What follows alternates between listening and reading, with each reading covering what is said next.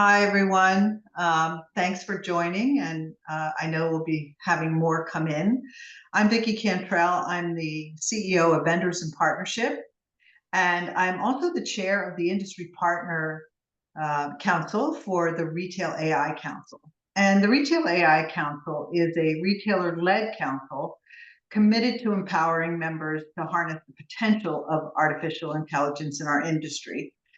This way, we stay at the forefront of emerging trends and innovative solutions. We are a collaborative platform. We welcome all. We compete with none.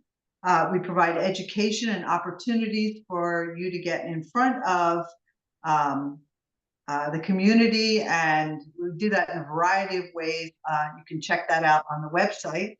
And we absolutely want to make sure that you sign up, if you haven't already, to be part of the the Retail AI Council. You can do that on the site, retailaicouncil.com. And so today I am happy to be the moderator here, and I get to introduce Shannon Flanagan, who she is the CEO of Retail Women in Tech, and she is going to tell her story. And we have amazing other panelists, Prama Bhatt and Jenna Posner, and these wonderful people are also on the executive committee of the Retail AI Council. So we've been having some great prep discussions for this, and so I'm really excited to listen to all of their insights. So Shannon, welcome and take it away. Hey everybody, well, quick blurb about my background. I've been retailing it since I was 18. I've been in the business, worked as a consultant, and more recently, I have been in the world of technology. My purpose has always been to create the conditions for people to love what they do every day. And I actually can't take credit for having the idea of starting Retail and Women in Tech, but I have now taken the role of founder and leading the way. It started actually, a young woman and I were working together for a sales enablement session, and she said, "You're the first woman I've met who came from the business and went into tech." And like her transition was bumpy at best. And she recommended maybe we start a group. We've had a few starts and stops, but I relaunched it in earnest this year. And we are a community of women and allies who have a passion for retail and technology. Through mentorship and development, meetups, we help each other navigate this thing called life. The response has been overwhelmingly positive and candidly very soul fulfilling. We now have over 1,000 followers on LinkedIn.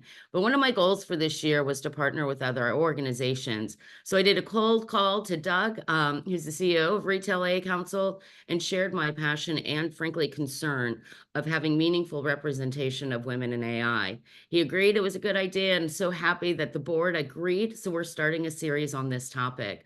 And to be honest, this is one of my proudest moments of the year. So Vicki, I think we're going to now hear from the Executive Leadership Committee and start talking and diving in.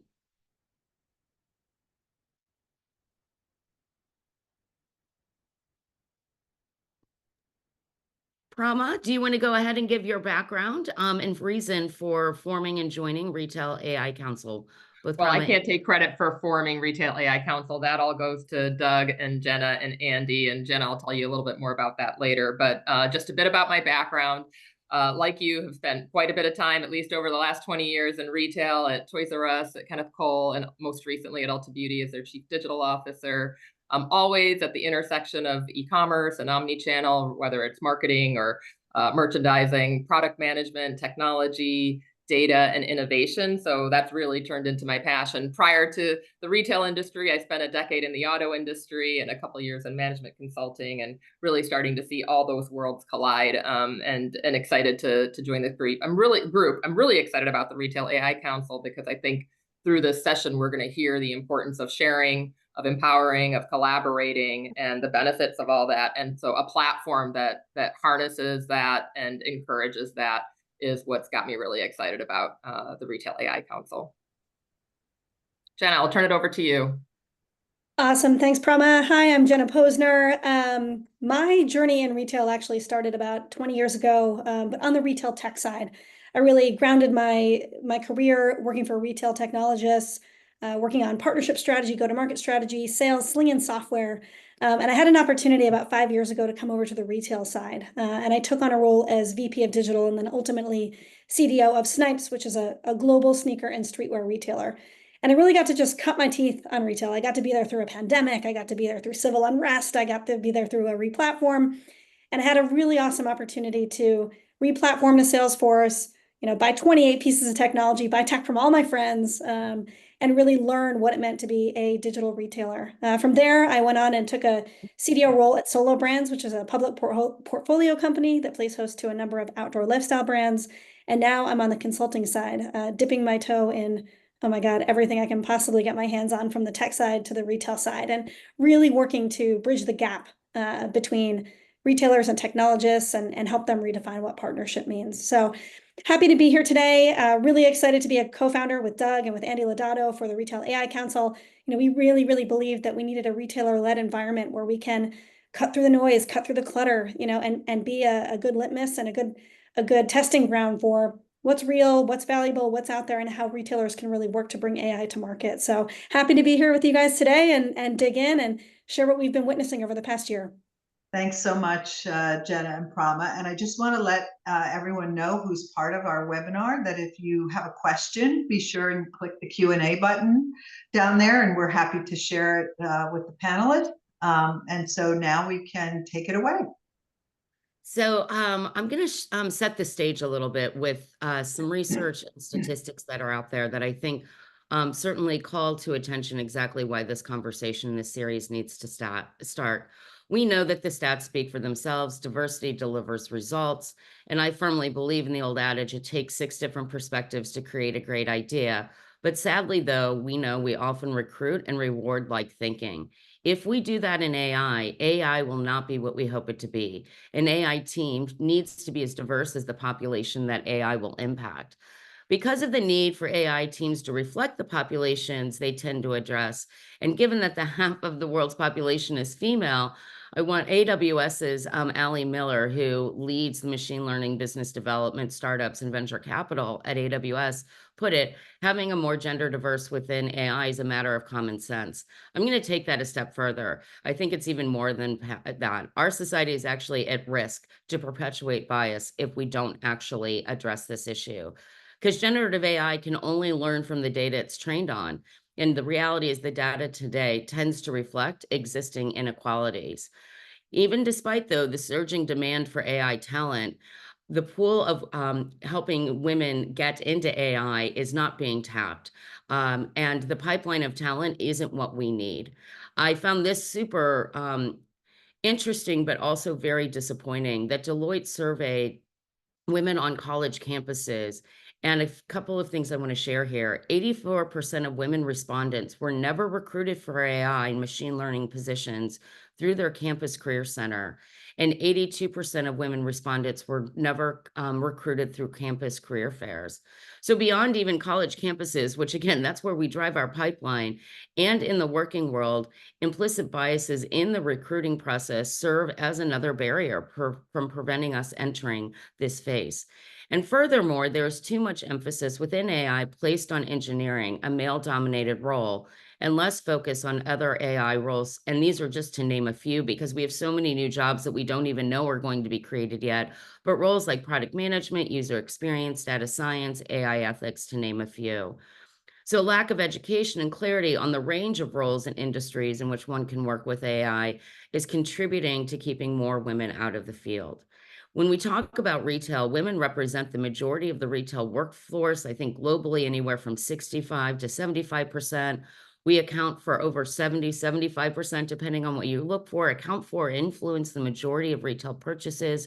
So of course, it's only natural we should be at the forefront of AI technologies emerging in the retail industry that are changing employee and customer experiences alike. So now let's start to hear from Jenna and Prama about how we actually make movement on this and move the needle very quickly.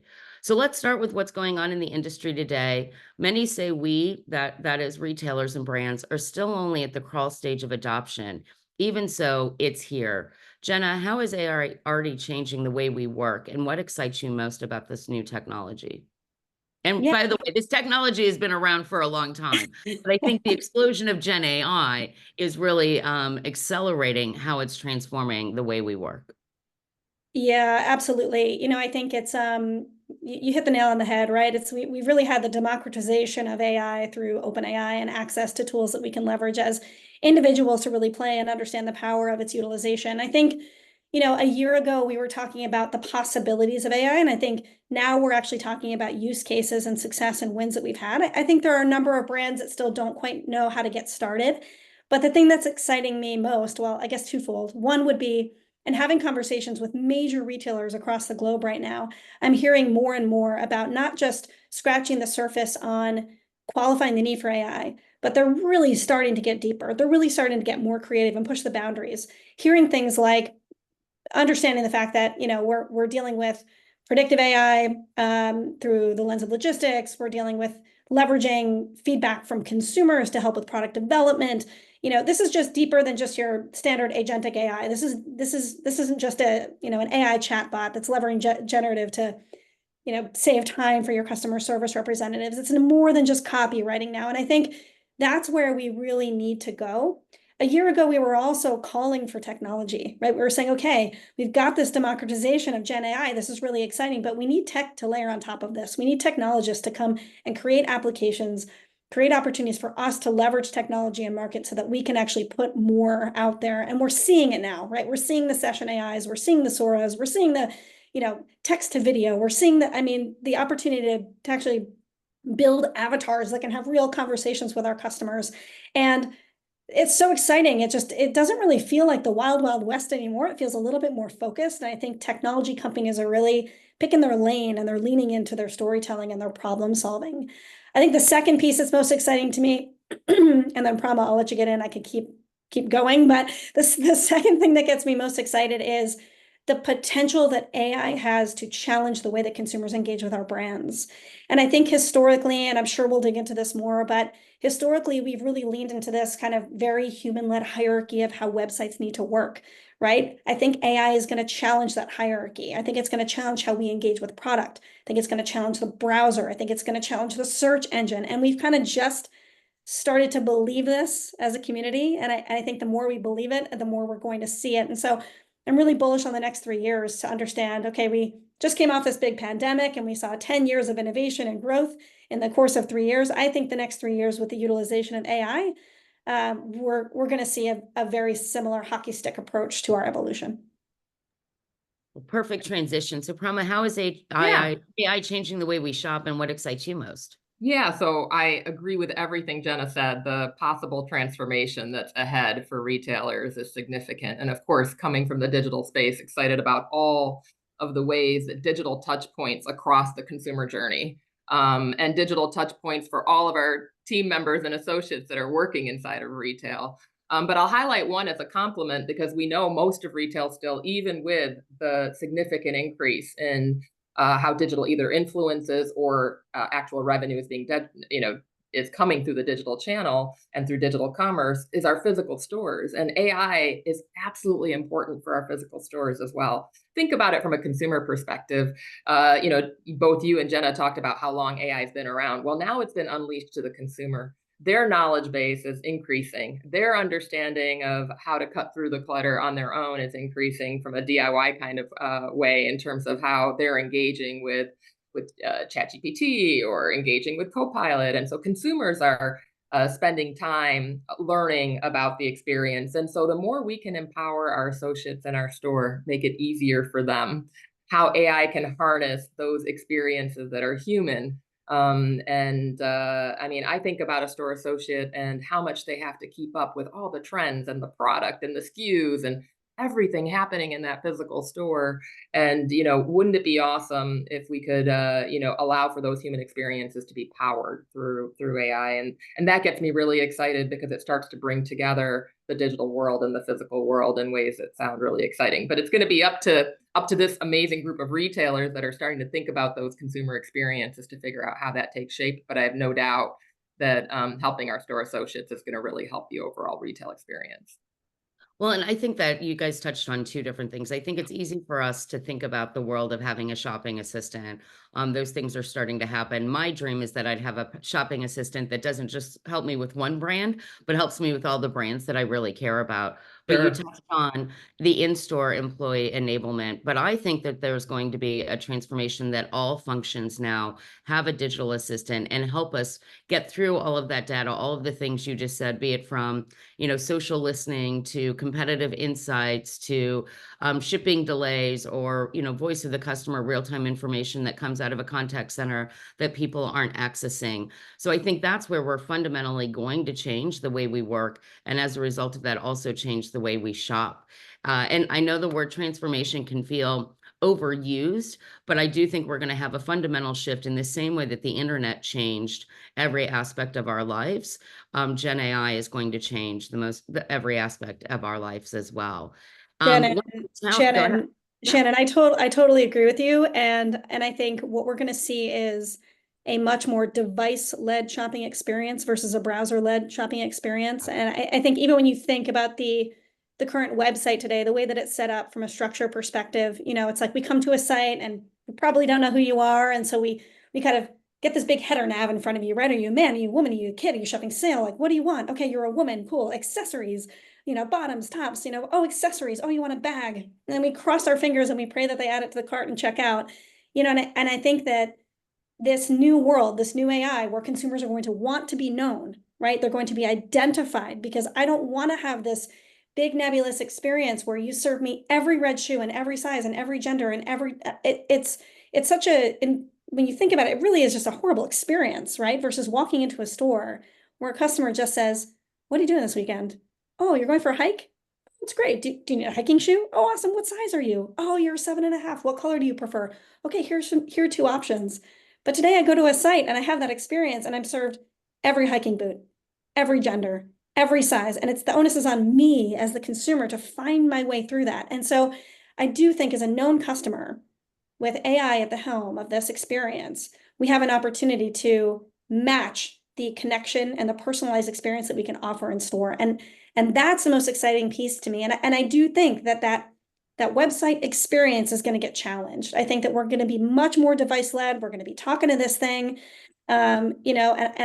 it's going to bring forward all the convenience and context that websites today really struggle to embody. And so I'm pumped. Yeah. Yeah, well, you touched on a couple of things there that I think are important. I envision a world that our digital experience reflects and reminds us of the store experience we had when we were younger, which some generations don't even understand, right? To your point, when we used to shop way back in the day, we'd go in, we'd have an associate actually be there, help us, help even dress us, right? And do those real-time recommendations based on the need of that individual. And personalization has been a holy grail as I've seen it, but we are so close to true one-to-one personalization. And it's really interesting. I did a survey last year that the majority of people do not look at the recommendations. And we have a huge industry of tech focused in on recommendations, but the majority of them felt it didn't reflect who they were, that there was bias in those. And that's a great example of how I think Gen AI will actually hopefully address that. This is a great point. We need to have women in there helping to shape those shopping experiences, knowing that we're the ones who know it most intimately, but absolutely agree. I mean, what I love about this is we're highlighting the reach, right? It's going to affect our mobile apps and how we think about engaging with them. It's going to affect our physical store. It's going to affect every function in our company. It's going to, impact, the store associate and the physical experience. So, just this early conversation starts to talk about the reach of what's ahead, and that's really exciting. So let's move on to the next question. I've lived in a world of doing predictive forecasting and now predictive, AI analytics. And those things I think have been a little bit easier to integrate and adopt into the day-to-days of retailers. The world of Gen AI, though, is moving at a speed that is faster, it seems, than that world. And it's really hard to keep up. Now that I've moved into this space, I got to tell you, it's the amount of reading I do every day to learn more and to understand all of the new use cases that continue to explode. How do you guys stay educated and smart on what's going on in the world of AI? Isn't this the part where we plug the council? Yeah, and this is a question Wink, to wink. both of you, so whoever wants to go. No, listen, I'll speak for myself. I mean, look, yes, we can all sit out here and we can read, right? And obviously there's a lot of content that is flowing around. And not all of us have the time to consume all day long, but finding a community to be a part of, right? Finding a place where you've got an agenda, you've got a purpose, and you've got a commitment to really sharing and creating opportunities to champion the things that are working. I think that's kind of one big piece is like find your source. The second piece as a retailer is, look, we're all trained as retailers to keep our cards very close to our vest, right? And I think that there's an opportunity here to really work to expose and communicate the great work that we're doing. And so I would just recommend that everyone make a commitment to doing that. I think not only can you be communicating on behalf of your brand to show your brand as a forward-thinking, AI-driven, lovely, wonderful place to work, but also to be able to champion the partners that are doing this great work on your behalf, communicate back with them transparently, and giving them the opportunity to actually get some retail empathy and learn some of the perspective from you as a retailer to help make their products more advanced and more successful and more pointed towards your needs. So I think it's kind of a two-way street. Find the right place to consume this information, a trusted source that you can lean on, and also be a source, be an advocate and be communicating about the great work that you're doing. And Jenna, I'm going to put you on the spot, but because there are so many resources out there, outside of the Retail AI Council, where are other places that you have found to be beneficial for you as you continue to learn? Yeah, it's a great question. I make a very, very concerted effort to make time for my retail friends, like Prama as an example, making sure that not only do we have group time together where we can communicate, but have one-on-one conversations with my peers and my allies in the industry, and being as willing to share and communicate about new tech that I've been exploring and testing and winning with, and hoping that those relationships can reciprocate and communicate that back. So I think the one-to-one piece is really, really important, and taking the time to really share. We all get bogged down in our day-to-days and we all get really focused, but be social, communicate, share, and then also give something back to the communities that you're taking from as well. Well, and Jenny, you called something out that I think is really important is the sharing and the learning together. The way our work is going to change, the way the customer shops is going to change, but that's going to be universal across retailers. My belief and hope is that as a result of these transformations, especially in the way we work, is that we're going to get to focus in on the things that make us unique for our brand and for our customers. That we're going to create space that the creatives in the world, the designers of the world, the writers of the world are going to have an opportunity to really refine, not being bogged down in spreadsheets in the same way. And it's going to be democratized too, right? I mean, everybody's going to have some sort of device-led technology that creates a wonderful customer experience. So I see it as, don't worry about sharing. The secret sauce is not going to be the transformation of your work or the device that you're putting into the hands of your associates and your customers. Those things we can all benefit from. So then we can create the conditions for the people we hired to do their job as merchants to actually get to do the job that they wanted to do. Yeah, I agree, Shannon. I also think this is a great opportunity for leaders to build, networks. And I don't mean just personal networks, which are super important, but networks for their brand and for their teams. And oftentimes those networks, especially at the intersection of business and technology, which is what this is about. And it really, with every transformational leap, it starts to bring those two closer and closer together. And I think with this next transformational leap, it really, in order to be successful, requires that those two frames to really come together as one. And in addition to large enterprise partners that each retailer has that are helping them do the work already, and it's just engaging with them, there's an opportunity to collaborate further with your own internal team members in ways. And how do merchants and tech team members, differently than when we were installing a system in the past, come together to solve a really important business challenge? So that is another way, just, homegrown internal learning, small choices that retailers can make, because it's too many different options. So picking and choosing, But then I also think the startup community, so if there is something that's scalable, that's just about retailers getting better at retail or sharing, but if there's something differentiated that you really want to hone in on, Jenna talked about, maybe a more bespoke use case that you feel that you have a competitive advantage of. Well, where are the places, and you can learn in that process. And so a blend of your existing large scale retail tech partners and partnering with them, internal team members coming together in different ways, and at large enterprises learning to connect with entrepreneurs in ways that haven't always been friendly in large enterprises, because those two, entrepreneurs and enterprises have to start to learn to work together in different ways. The combination of that collaboration across business and tech teams, I think, is a cultural shift that's going to really help drive, acceleration of how we think about these use cases. This is some great insights, and I just want to jump in here for 1 minute to remind people that if you want to ask a question, or if you have a statement, or if you have an observation, to please use the Q&A option down in the bottom for the purposes of the webinar, and we'll do that. And because the more really great information coming through here, and I'm sure people have some great ideas of where they get their information too. And you mentioned about to talk to your teams, where are they getting it?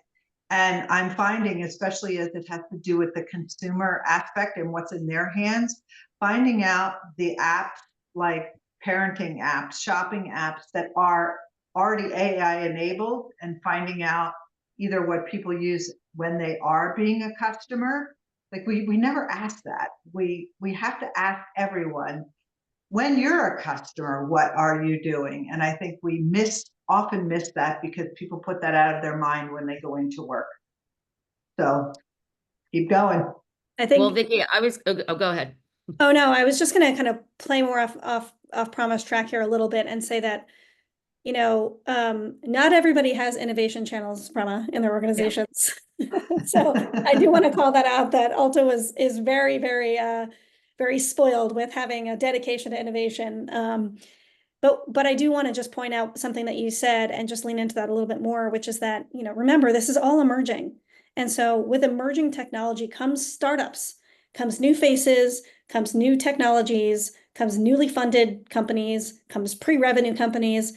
And it's a big risk, kind of on paper, in theory, but we as retailers have to take these risks, right? We have to, do the best we can to look at the teams that are building this technology and take our best guesses on which ones are going to do it right, because they are just begging for scale. Like, they have these use cases, they have these models that are set up, that are trained, and they are ready to go. They need decent sized retailers to really put them to the test. And I think it's our responsibility to take some risks, right? And figure out, are these real? Are they not? Is this working? Is it not? So we have to come to the middle. We have to meet them. We have to take some risk with them as well. And I think there's a big piece of this, which maybe, Shannon, we want to lean into a little bit, but is like, how do you get your practice? How do you get your company? How do you get your brand to a place where you've got the autonomy and the trust to test? Because that doesn't just happen. I mean, maybe some leaders have just been delivering and have a ton of autonomy, and lucky them, but not everybody is in that situation. And I think what I've seen is one of two things: either top-down mandates, which are CEOs or boards coming in saying, we need an AI agenda, figure it out. Or you've got these like scrappy, ask for forgiveness, not for permission types that are kind of bottom-upping it and kind of testing and learning, right? I think we have those two things right now, but like, how do we find some middle ground? And what possibly we can talk about is like, what can executives be doing to help kind of like foster this, where they can be the representation at top, but also the facilitator and the enabler at the bottom. Like, I don't know, Prama, if you've had, this is a holy grail. Moderating this. No, this is a holy grail question, and I'll hand it over to Shannon back to get us back on track. But I think this is an important. No, this is a good one. I've got a whole bunch of things I want to add to it too. This is important dialogue, because I think, and this is just an opinion, so may not be widely agreed upon, but I think retailers have an opportunity to think about, it doesn't have to be a lot of money. I think that's also what we worry about, that the investment has to be high. It doesn't have to be, number one. It can be, and it could be once you're ready to make the bet, because there's a great return there. But in the beginning, how do you test and learn and not make the investment risk so big, to your point, Jenna? And then I think there has to be some allocation of resources that can point toward this. It doesn't have to be a team of 50, it doesn't have to be, but a team of a few that on behalf of the company, but then they're not sitting as an island. They have to be able to be integrated and partnering and be an extension of the rest of the company. So it's not about creating an island, it's about helping be an enabler. So my sense is, think about other industries, manufacturing, technology, consumer products. They actually do have R&D functions of some sort, right? Now, the equivalent in retail could be, maybe doesn't need to be as much of an investment, but there needs to be some allocation of resources to do what Jenna's talking about, to cut through and not only play with large enterprise organizations and partners, which the rest of the company is doing, but new and forming ones. And the only way to do that, candidly, I believe, is with some people.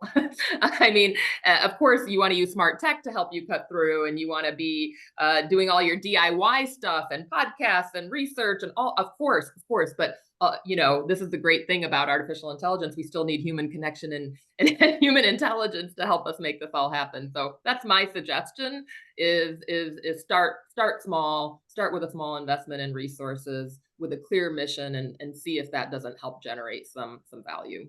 Prama, you said, and you cut out for right when you said, so the bottom line is you have to. And then, sorry. And one little piece I think it's about allocating a few resources and being okay that those resources are given the room to because everyone's testing and learning in their roles, but it's still pointed toward the here and now, and the current quarter and the current next quarter, and advocating for some resources to allow for this that are embedded in the organization can be a good way to start. So I think you answered the question that came in from someone who really said, how do we filter through the startups versus do it ourselves, which is, as you know, an age-old problem in our industry to keep current with all the new stuff that's coming out. You actually, a lot of your answer addressed that, but I would also say that there's two things. A, it's the startups trying to weed through that, but B, all of our enterprise people are doing tons of stuff in this, so you can't just be looking at the new startup. Agreed. Because there's so much happening elsewhere in the industry. So if anyone here on the panel who has a further insight for Eileen, who wrote in and said, how do we filter through and do it ourselves?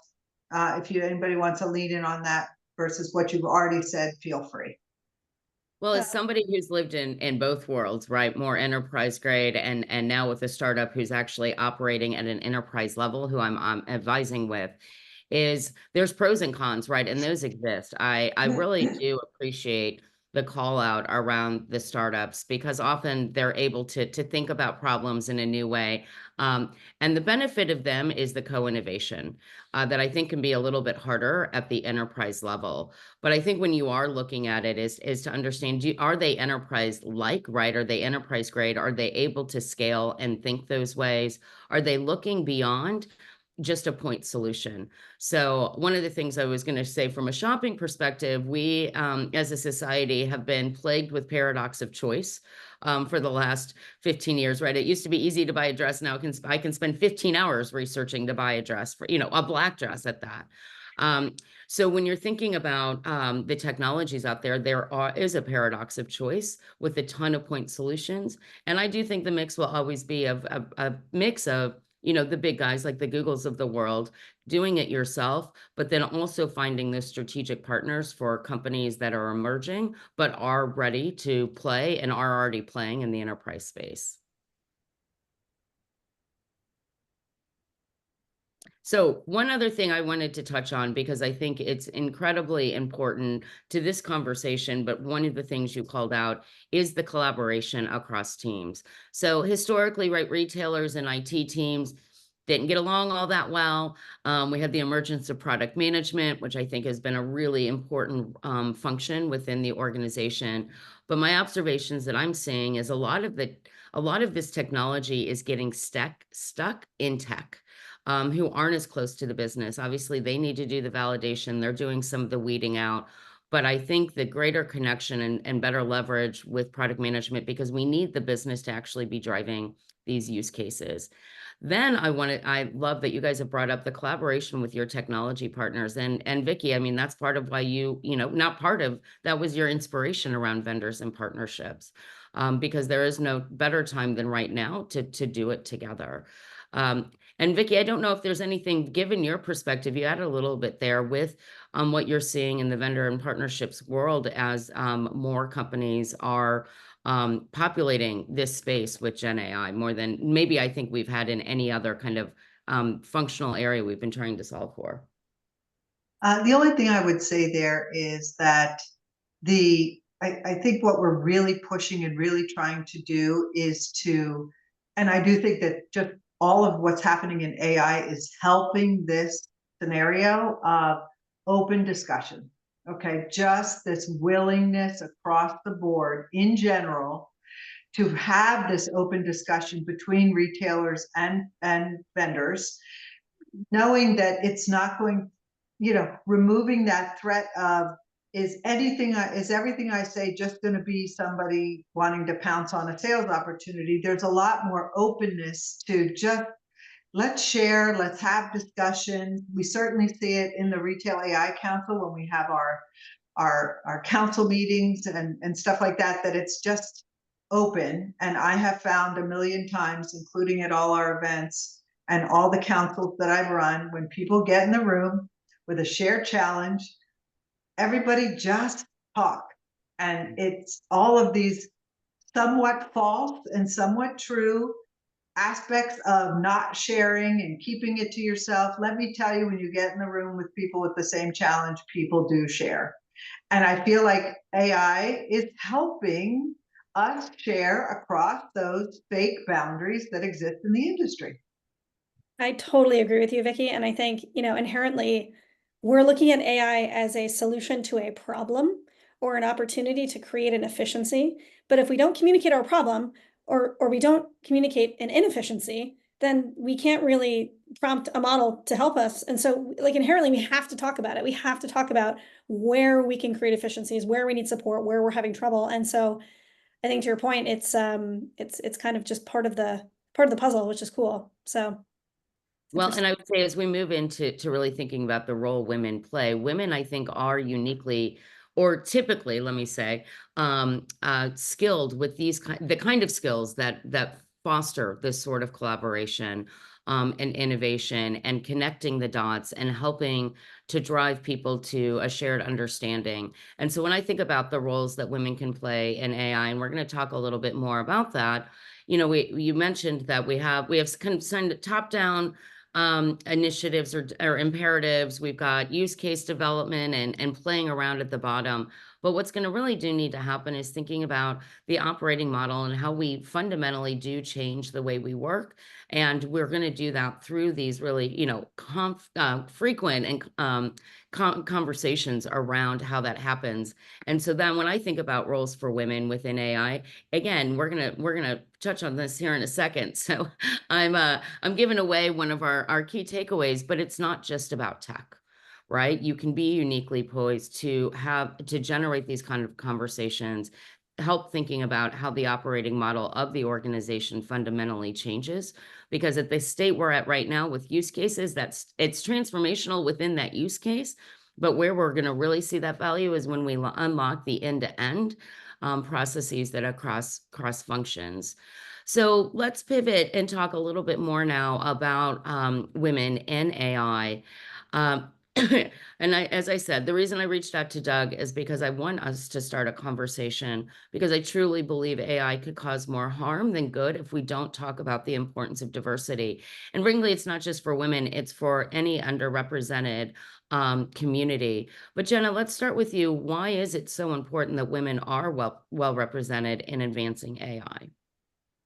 Yeah, I mean, it's a really good question. And I think that you addressed it very early on in this conversation, is that the need for diversity in, how these models are functioning, how they're represented, how they're supported in market is going to be really key. The idea of just querying, communicating with repetitive information over and over and over again, I think is something that's going to kind of box us into creativity and problem solving and creative thinking. And, you said it as well, that women are the majority of the representation within retail organizations. And so having the ability to take that empathy, take that context, take that experience from the physical store, and make sure that that goes into how we're utilizing AI across the organization is going to be absolutely key. Yeah, and I would add, I mean, I think you said it first. I think at this point in 2024, representation is key, period. Like, I don't think we could try and discuss and debate that, but I think we know that that diversity of thought, diversity of gender, diversity of, income levels. You name diversity across the board on all the demographics. So diversity is important, period, and representation is important, period. And now we know that the data generated, and data is driving everything, has to be inclusive of all of those different types of users, consumers.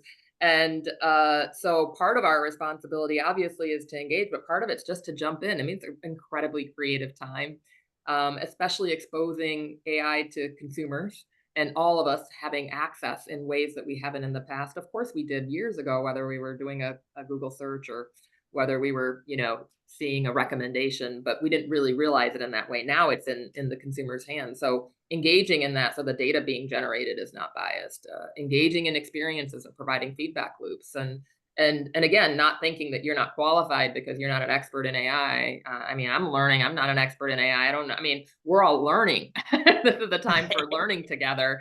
And so there shouldn't be a factor of, I'm not an expert, so I don't have a point of view. You do have a point of view in whatever function you have, or as Vicki mentioned, as a consumer. So whether it's as a consumer point of view or a functional expert, you absolutely can engage in shaping how AI happens. You can be a learning and development person in HR and think about, what's an easy way for me to help train team members or develop team members? And is there a way that AI can be helpful in that process? And so just giving an example, like it's really here for the taking, and representation is important, whether it's functional representation, gender representation. And so I think that's just the way that I've been thinking about it, is let's all just engage. Prama, there's a stat that's really critical to what you are saying right there. And it's jump in, it's get engaged. And if you search retail AI on LinkedIn, that shows 11% women.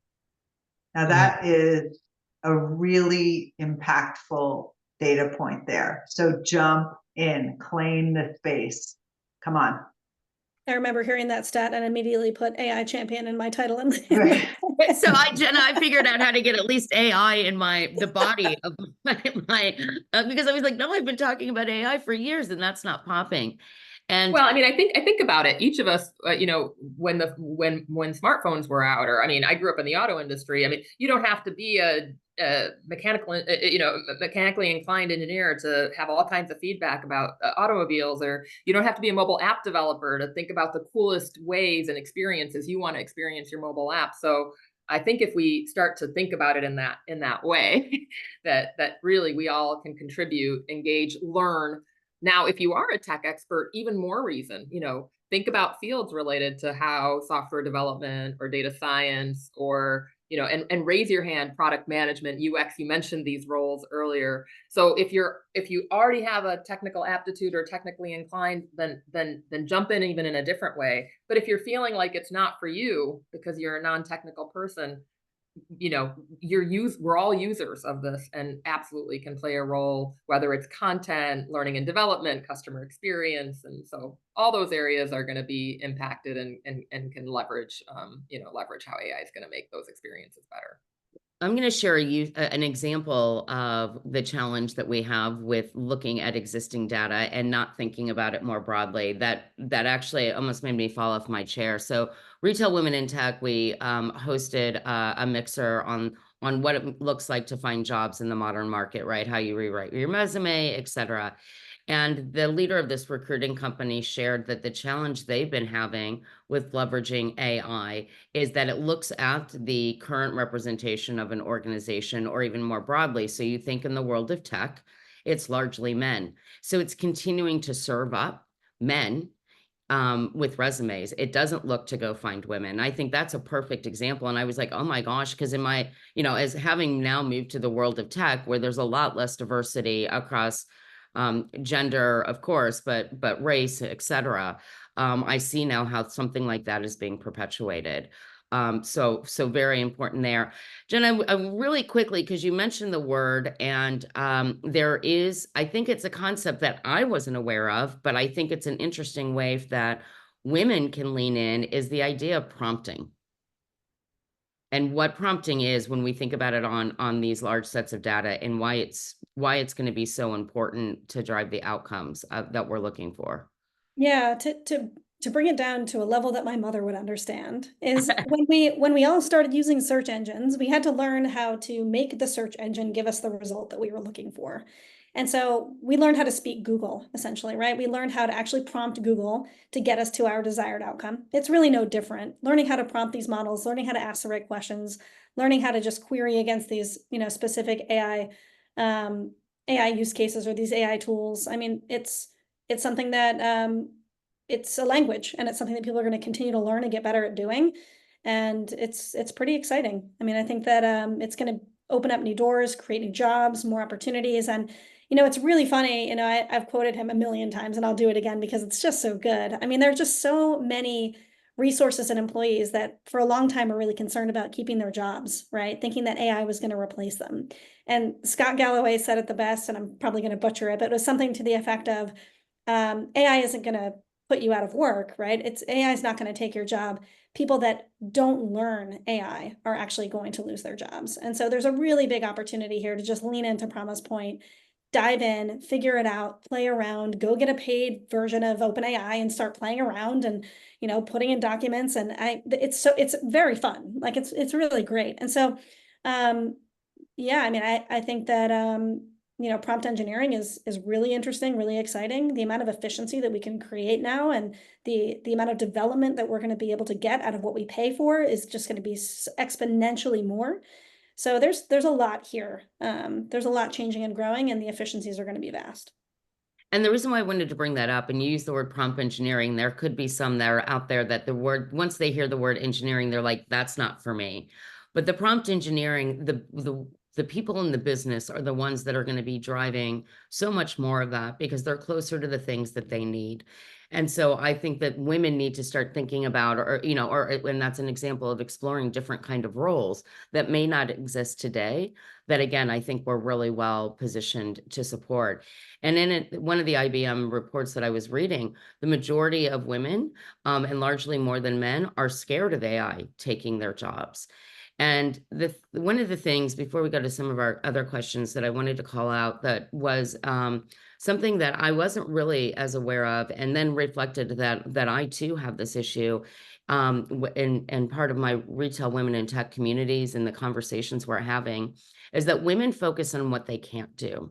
So if they're looking at a job description, 70% of it they can do, they're going to say, I can't do that 30%, so I'm not going to apply. Typically, men don't see it that way. So when we're thinking about these new opportunities and we're seeing different job descriptions out there, what I want to encourage is flip that script. You can work with somebody to help you change that, but we really do need to pivot, and we need to get better at talking about the accomplishments we have, and then thinking about how we've actually played a role in AI. I'm not a technologist at all, but I have been in the world of AI and really thinking about how it can change the way we work. And so that is one of my recommendations. However, we do have cultural hurdles, and I would say just, across the society, but also within retailer. So Prama, what do you think some of these barriers might be, and what are your thoughts about how women might be holding themselves back from jumping in and leaning in? Yeah, I mean, I think we covered it a little bit, Shannon, which is just this feeling that I'm not an expert already, or I don't have the right training, or I don't have the right background, or and I think in this case, the exciting time right now, exciting, aspect of this time is it is, while it's not the wild, wild west, it is open space for creative and discovery right now, right? Like this is a moment to to not be intimidated by not knowing, being open to ask questions. And I think as leaders, we have a responsibility to help guide where we're going, because there are too many choices. So I do think picking a couple, I know it's overly obvious, but high impact use cases, right? Maybe one, one use case that's internal to the company that is a pain point, whether it's a repetitive task or whether it's something that can be, automated or informed with data in a different way that would make a huge difference in the lives of your team. So you can start to get some like momentum, but then also don't forego that for a real consumer facing use case, because for consumer facing use cases, you're going to get feedback from who you need it from, and you're going to learn from who you need it from, which is the people that you're serving. And I think, as leaders, we've got to encourage some focus, but picking some choices, and then allowing this combination of experts and functional experts to be part of the process versus just one isolated group. So driving collaboration across business and technology so that there's co-learning across those teams. Technologists learning more about the impact of consumer and business, and experts around go-to-market learning more about how the technology can serve their needs and what they're hoping to do. So, I think that's a way that we can get past some of the cultural hurdles, which is, I'm not an expert, it's not my function. I don't have the background, and so therefore I can't be a participant in this process. And I think we as leaders can help drive and encourage that participation by, picking one or two of these, internal and external type use cases, and building very multidisciplinary teams so that we foster that and kind of break down that cultural barrier. Yeah, I think the AI imposter syndrome thing has to go, right? We got to kind of throw it out the window. If you are a woman and you're a digital leader, spoiler alert, I guarantee you are more of an expert than any other leader in your organization, right? So you're you're going to be the one to figure this out. So I think that's kind of number one. And there's another hack here too, which is really, really important. And this could go for any leader across any discipline. I guarantee you across any discipline, you're using AI, right? So if you're a digital leader, if you're a store leader, if you're a merchant, whatever it might be, there are merchandising solutions, there are allocation solutions, there are PIMs, there are optimized send times, and there's chatbots, and there is AI all over your organization. So what you can do to start is dig into it. Go get a demo from the technology that you use every day. Go ask them how they're weaving AI into their agenda, because I guarantee you they are. They have to be right now, or they're going to be irrelevant in 3 years. So they're all doing it. So go get a demo of something that you take for granted that you use every day. I guarantee you their roadmap is aggressive, and they're going to tell you, A, how you're already using AI today, and B, how you're going to be using it more aggressively tomorrow. And then take that back in and be that champion, be that expert. And you could just be that expert in that merchandising system. You could be the expert in the PIM or in the ESP or in your CDP, whatever it is that you're really focused in on. But what happens is that you start breeding trust in the organization about the utilization of AI because you're already using it. So it doesn't become a conversation about, should we be using AI? It's, how should we be using AI? What else can we be doing with AI? And so you kind of instill this level of trust, because it's not this big nebulous thing that nobody understands anymore. They can now understand, oh, wow, we're using optimized send times. We're sending emails to consumers when they're more likely to open it. And because of that, we're increasing our open rate or click-through rate by X%. I mean, that's all you need. And then you're a company that's driven by AI. And so if you haven't done that yet, do that. You'll learn a lot. You'll gain a lot of clout internally. You'll get a lot of trust, and you'll get a lot of autonomy that you're going to need in order to push this agenda forward. Jenna, that's a really good point. And talk about becoming that person in the organization. That actually relates to one of the questions we have known that is a problem in the industry for a long, long time. This is from someone who is a solution provider, startup, AI, etc. And that challenge that everybody has, not just AI, is how do you get to the right person inside a retail organization to be speaking to, which is exacerbated with AI because there's no AI people to be the person to connect to. So they're struggling. These people that have great solutions are struggling in the industry worse than usual because there's not even if you have more of a marketing software thing, then you know who to target, etc. So I have always said, as an answer to this question, that you need to find an advocate in the organization to carry the water for you. Start the relationship with anybody, figure out how to just build a relationship so that you can figure out what the internal landscape is. But I'm sure that you have, that the other, my friends here, Prama, Jenna, and Shannon have something to say on that. Well, I was going to say that I think this is one of the organizational issues that we are facing, right? Is that we don't have, and it's owned by everybody, right? I think that's one of the paradigm shifts that needs to happen within a retailer, is that everybody owns AI, but there is not the equivalent of kind of an AI council within a lot of brands that are helping to frame up, that are bringing people from the business, that are helping to frame up how things are going to change. And excuse me. One of the things that you did bring up, and this actually came up in another session we did with Retail Women in Tech on the issue, the topic of sustainability, and people who were really interested in it. One of the women who was speaking said, all I did was raise my hand once and said, I'm interested in this, and worked with their leader to figure out how they can get in. And that's, I think, a really easy first step. The other thing to think about is that marketing and customer service is the place that most AI is starting. And those are typically more heavily staffed by women. So I think your challenge, which is go out, learn from the tech, there is opportunities ripe for the taking right now in the worlds that you're already living in. And we'll, of course, continue to see that extend. So that's my answer to your question, Jenna and Prama. Anything else you would add? Makes total sense. Yep. And another idea that Retail Women in Tech has started a mentoring program, but one of the things I think we don't talk about enough is reverse mentorship. This is a great opportunity for leaders who might not feel as comfortable, or maybe more mid-managers, to go out and I think, Jenna, you talked about that too. Go out and use some of these technologies, but also think about those that have grown up with some of these and they're more embedded in the way they think, and have them mentor you. So we're getting close to wrapping up here. One of the questions that we've touched on, but I think we've got a lot of leaders in this room. For those accomplished leaders, what should they be doing to help address this issue of getting more women into their community and within their organization to be participating in the AI transformation?